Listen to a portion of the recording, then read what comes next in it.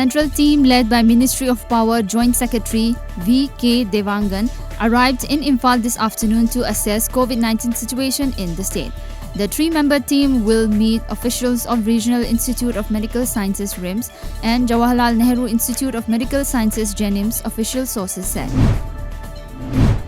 Vehicular movement resumed along IMPHAL-DIMAPUR road after restoration of the sinking portion of the highway at Khongnem Thana area of Senapati district.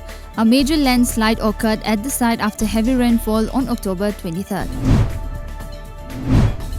Union of Associations of Manipur Writers condoled the demise of Assam Manipuri Sahitya Parishad President Dr. Karam Ibungo Hal on October 25th last at his Hojai residence.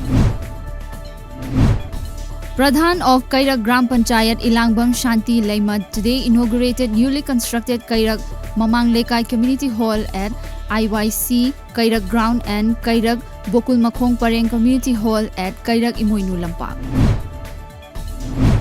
All JIRIBAM Ward Development Committee Skilled and Unskilled Labourers Association JIRIBAM today kicked off a cease-work strike today demanding 16 months pending salary for ward members.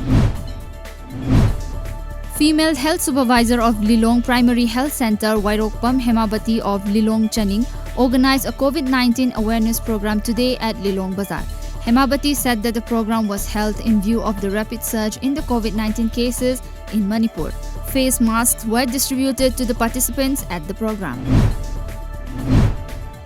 Nambol Municipal Council Ward Development Committee protested against the failure of the concerned authority to clear 16 months pending salary for 54 skilled and non-skilled staff working under the Nambol Municipal Council NMC.